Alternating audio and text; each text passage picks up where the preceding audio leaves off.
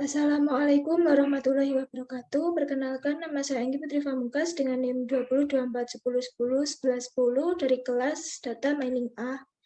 Pada kesempatan kali ini, saya akan menjelaskan hasil tugas yang saya kerjakan mengenai modul 6 Praktikum Data Mining tentang K-means clustering.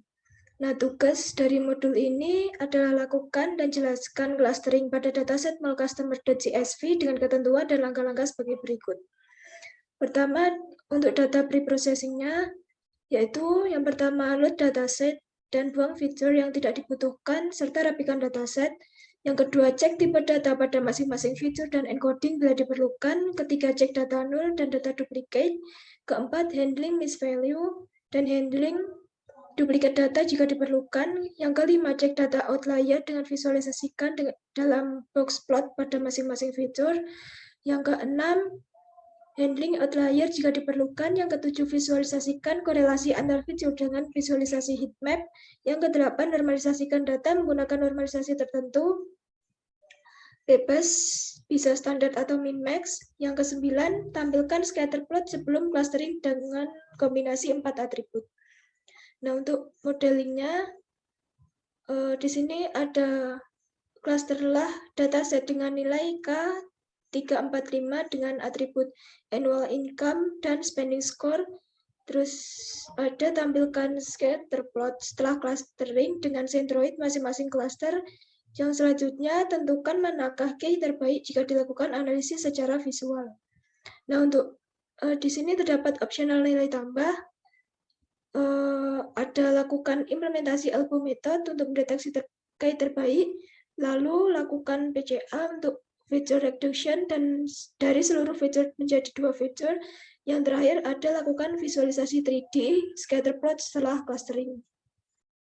Nah, sebelumnya perlu dilakukan import beberapa library seperti import pandas SPD yang digunakan untuk memanipulasi atau untuk membuat data frame-nya.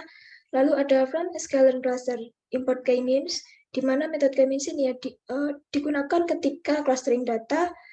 Yang selanjutnya ada from scalar reprocessing import min-max scalar, digunakan ketika proses normalisasi. Selanjutnya ada from scalar reprocessing import label encoder, digunakan ketika dalam proses encoding. Lalu ada import cburn, digunakan ketika visualisasi data dengan menggunakan heatmap. Lalu ada from ithers tools import combination, digunakan ketika nantinya akan mengkombinasi antara atribut dan visualisasi data scatter plot. Yang terakhir ada from matplotlib import plot, digunakan ketika visualisasi dari hasil datanya nanti. Nah, selanjutnya setelah mengimport semua library yang dibutuhkan, kemudian mengupload file CSV-nya. Di sini menggunakan file CSV molcustomer.csv. Nah, setelah terupload 100%, baru bisa digunakan untuk mengerjakan soal-soal dalam modul. Untuk soal yang pertama,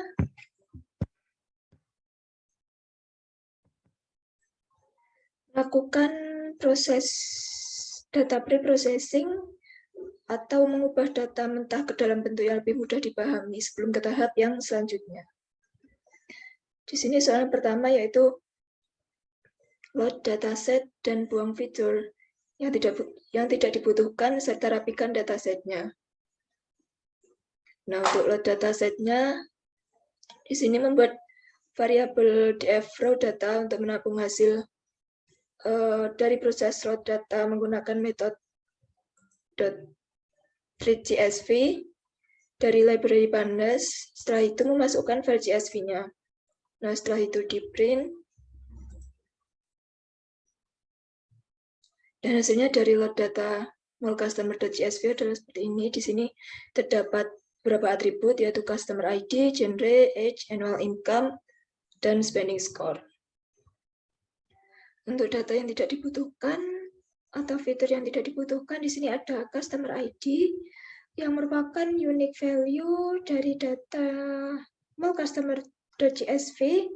Nah, data ini bisa dihapuskan karena nantinya ini tidak dibutuhkan dan tidak mempengaruhi dalam clustering data. Nah, untuk menghapus kolom customer ID, di sini menggunakan metode drop. Metode drop ini dengan sintaks sebagai berikut. Nama data frame-nya yaitu df_raw_data, lalu menggunakan metode drop. Setelah itu memasukkan parameternya. Di sini saya mendrop berdasarkan nama kolom, yaitu customer ID, karena yang ingin dihapus adalah kolom jadi eksisnya sama dengan 1, lalu in place sama dengan true. Nah, hasilnya nanti dari drop yang telah dilakukan dari kolom pada data frame ini bisa langsung tersimpan kembali ke variabel data frame, yaitu variabel df_raw_data. Nah, setelah itu, soal yang kedua, cek tipe datanya pada masing-masing fitur dan encoding bila diperlukan. Nah, untuk mengecek tipe data ini bisa menggunakan metode info. Nah, di sini terdapat 4 kolom dan dengan tipe data integer dan 1 kolom dengan tipe data objek. Nah, untuk menyamakan tipe datanya, kita perlu mengubah data dengan tipe data objek ini pada atribut genre menjadi tipe data integer. Nah, untuk mengubahnya kita perlu melakukan encoding. Encoding ini merepresentasikan data bertipe kategori yang bernilai integer 0 dan 1. Nah, untuk itu dengan cara buat variabel encode df ini untuk menyimpan perubahan pada data frame yang telah dilakukan encoding nantinya, dan supaya tidak mengubah data frame yang awal menggunakan metode copy, lalu buat variabel encode yang digunakan untuk menampung hasil encodernya, encoding, lalu pada variabel encode df ini dilakukan fit transform pada kolom genre untuk mengubah nilai kategori pada kolom genre yang sebelumnya itu objek menjadi angka atau integer. Nah, untuk hasilnya seperti ini. Nah, genre tadi kan sebelumnya ada male dan female. Nah, untuk male-nya, male di sini direpresentasikan dengan nilai 1 dan female-nya dengan nilai 0. Yang selanjutnya, cek data null dan data duplicate. Nah, untuk mengecek missing value atau data null-nya, di sini menggunakan sintaks sebagai berikut. Di sini saya menggunakan isNull dan sum untuk melihat missing value dari tiap kolomnya, di mana fungsi isNull ini digunakan untuk mencari tahu mana data yang terdapat missing value-nya. Setelah itu fungsi sum-nya ini digunakan untuk menghitung ada berapa missing value yang ada dalam data. Nah, hasilnya adalah seperti ini, yaitu dari keempat kolom ini tidak ada yang memiliki missing value.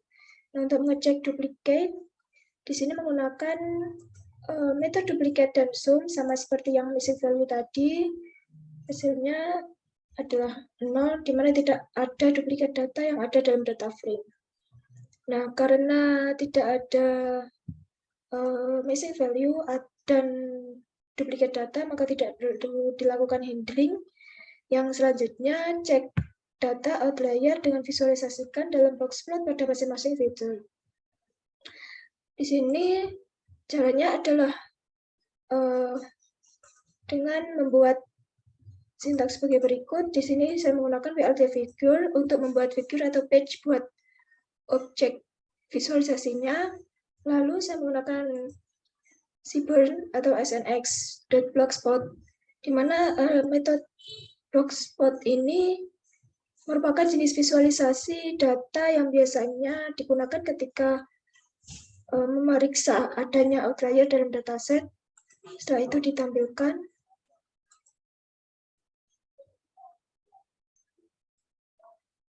Nah, hasilnya terdapat data outlier dari kolom annual income, sehingga perlu dilakukan handling outlier nantinya.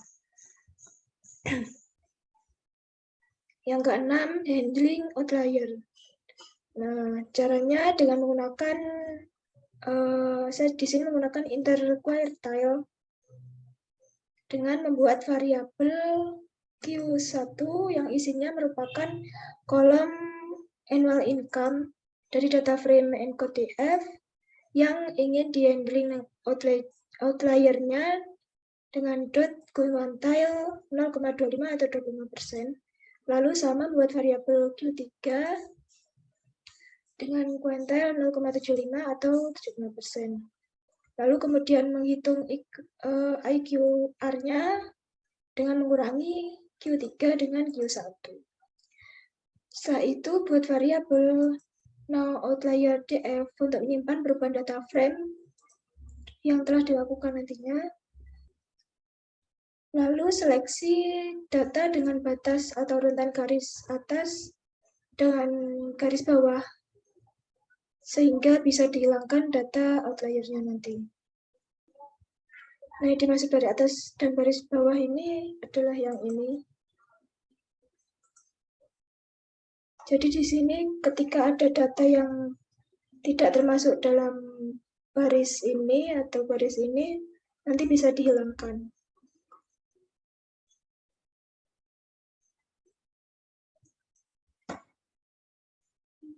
Hasilnya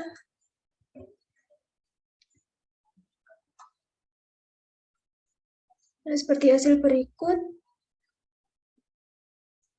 Data outlier yang tadinya ada di atas ini sudah hilang. Selanjutnya, visualisasikan korelasi antar feature dengan visualisasi heatmap. Nah, untuk visualisasi heatmap atau heatmap ini digunakan untuk membuat plot yang berbentuk matriks yang digunakan untuk melihat korelasi antar variabelnya. Sebelumnya di sini menggunakan fungsi John untuk mencari korelasi antar atribut data, lalu ada not sama dengan true untuk menampilkan korelasi antar atributnya, lalu jika nilai korelasinya itu mendekati 1, maka hubungan antar atributnya itu semakin tinggi. Nah, setelah hasil korelasi didapatkan, setelah itu membuat matriks plotnya menggunakan fungsi heatmap ini untuk melihat data lebih dalam, misalnya korelasi bisa dilihat dari perbedaan atau kegelapan warnanya. Seperti hasil berikut.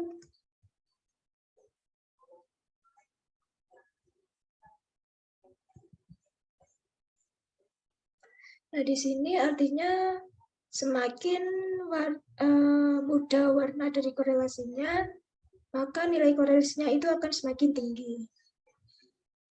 Selanjutnya, nomor 8, normalisasikan data menggunakan normalisasi tertentu. Di sini saya menggunakan min-max. Nah, untuk melakukan normalisasi, saya membuat sebuah fungsi dengan parameter data frame-nya, yaitu noOutlier df. Setelah itu melakukan perulangan dari setiap indeksnya. Setelah itu membuat variabel scalar untuk menampung data hasil dari proses normalisasi dengan menggunakan fungsi min-max scalar-nya. Lalu dari variabel scalar ini bakalan diisi sama data di tiap indeksnya dari data frame noOutlier df. Nah, setelah itu buat variabel untuk menyimpan perubahan normalisasinya pada data frame. Sini saya membuat variabel dengan nama normalisasi df, lalu di print. Hasilnya adalah seperti ini, di mana ketika sudah dinormalisasi, maka datanya itu berada di kisaran atau rentan 0 dan 1.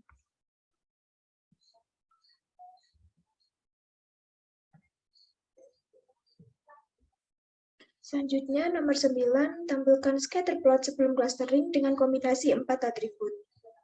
Nah, untuk di sini, saya membuat variabel features untuk menyimpan semua kolom dari datasetnya, yaitu dataset normalisasi df. Setelah itu, melakukan perulangan untuk mengkombinasi setiap 2 kolom atau fiturnya dari dataset. Seperti ini. Nah, ini merupakan yang BLT scatter ini digunakan untuk scatter plotnya, di mana normalisasi DFC dengan indeks 0 ini merupakan untuk sumbu X, lalu normalisasi DFC1 ini merupakan untuk sumbu Y-nya. Dengan title-nya itu dihubungkan dengan tanda ini untuk dua fiturnya, lalu menggunakan warna green atau hijau. Nah, untuk X labelnya itu adalah C dengan indeks 0, lalu untuk Y labelnya adalah C dengan indeks 1. Lalu di print dengan perintah show, dan hasilnya adalah seperti ini.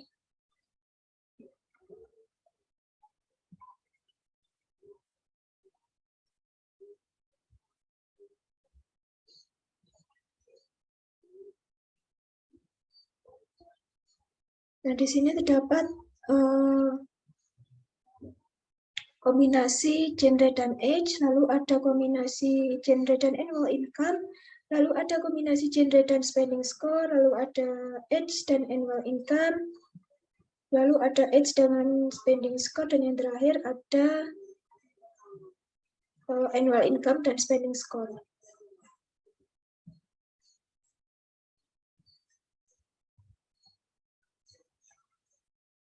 Nah, sebelumnya saya menampung terlebih dahulu hasil dari proses data preprocessing yang telah dilakukan ke dalam variabel data preprocessing ini menggunakan fungsi copy. Setelah itu lanjut ke modelingnya. Di sini terdapat soal clusterlah dataset dengan nilai K345 dengan atribut annual income dan spending score. Lalu tampilkan scatter plotnya setelah clustering dengan centroid masing-masing cluster. Nah, di sini untuk clustering dan nampilin scatter plotnya bisa dijadikan satu. Dengan cara, di sini saya membuat variabel CM atau cluster model yang isinya itu untuk merepresentasikan algoritma K-means yang digunakan dalam clustering nantinya. Nah, setelah itu variabel ini digunakan untuk menampung atribut data yang akan digunakan dalam cluster sesuai dengan permintaan soal, yaitu atribut annual income dan spending score.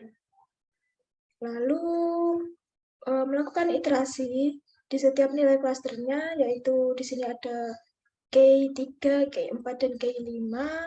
Setelah itu menggunakan N-cluster untuk mengubah jumlah cluster yang akan digunakan ketika clustering dengan K-means dalam variabel CM, lalu melakukan prediksi seperti apa pengelompokan klasternya sesuai dengan atribut, dan hasilnya nanti dimasukkan ke dalam variabel bread. Lalu menampilkan scatter plotnya dari hasil prediksi clustering dengan annual income sebagai sumbu X, lalu ada spending score sebagai sumbu Y dengan C sama dengan bread, atau color-nya itu diambil dari variabel prediksi ini. Nah, setelah itu di sini terdapat metode scatter lagi, di mana metode ini digunakan untuk menentukan centroidnya dengan mengambil semua baris dari dua kolomnya. Untuk kolom indeks 0 ini didefinisikan sebagai sumbu X, lalu kolom indeks 1 didefinisikan sebagai sumbu Y, lalu mengatur color-nya. Di sini saya menggunakan red, lalu di sini saya menggunakan marker bintang untuk menunjukkan centroidnya, dan di sini saya mengatur size-nya itu dengan 200. Lalu ditampilkan dengan fungsi show.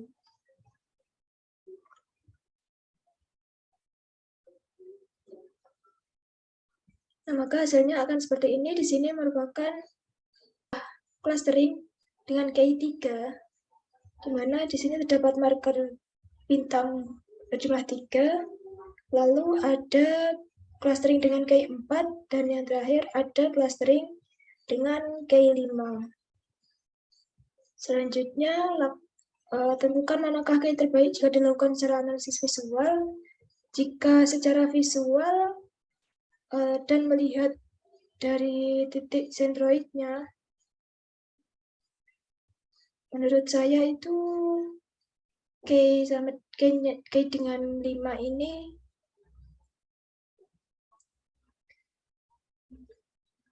Nah, selanjutnya tentukan manakah KEY terbaik jika dilakukan analisis secara visual. Untuk analisis KEY terbaik secara visual, menurut saya adalah clustering dengan KEY 5 karena jika dilihat dari penyebaran sentroidnya, di sini data-data yang dimiliki dari clusternya sendiri itu sudah mendekati dari sentroid dari clusternya itu sendiri. Seperti ini. Nah, untuk cluster dengan KEY 3 dan KEY 4, di sini terdapat beberapa data yang menyebar, di mana jika dibandingkan dengan data dari cluster yang lain, data dari cluster yang lain itu lebih mendekati sentroid dari data yang menyebar ini. Selanjutnya, untuk soal opsional, untuk soal opsional, di sini terdapat soal lakukan implementasi LP method untuk mendeteksi KEY terbaik. Nah, caranya di sini saya membuat list VCSS, lalu menuliskan objek CM atau cluster modelnya untuk melakukan algoritma K-means. Setelah itu melakukan looping, lalu menggunakan N-cluster untuk mengubah jumlah cluster yang akan dilakukan clustering model.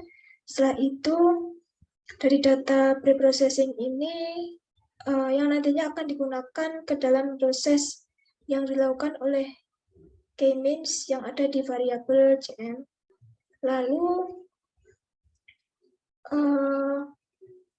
di sini terdapat VCSS append CM inersia, yang artinya ini merupakan perintah untuk menghitung VCSS-nya dengan menuliskan perintah append setelah VCSS. Lalu perintah append ini merupakan sebuah metode di Python untuk menambahkan objek. Nah, algoritma VCSS ini dituliskan dengan menggunakan inersia underscore. Lalu setelah itu BLT grid untuk menampilkan kotak-kotak ini. Setelah itu menampilkan plotnya dengan range 1 sampai 11. Lalu di sini ada VCSS atau datanya, lalu di sini menggunakan marker untuk menampilkan titik-titiknya pada plot. Lalu di sini saya menggunakan color green. Setelah itu untuk X labelnya saya menamainya dengan jumlah cluster, untuk Y labelnya saya menamai dengan VCSS, dan untuk title-nya di sini saya menamainya dengan Elbow method. Lalu ditampilkan dengan fungsi show,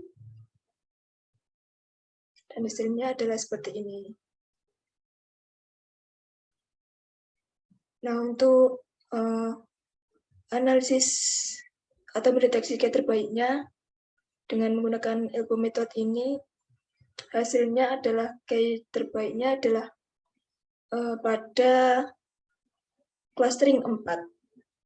Seperti itu.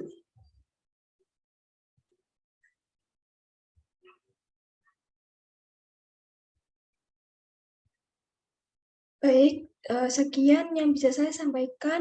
Mohon maaf bila ada kesalahan. Wassalamualaikum warahmatullahi wabarakatuh.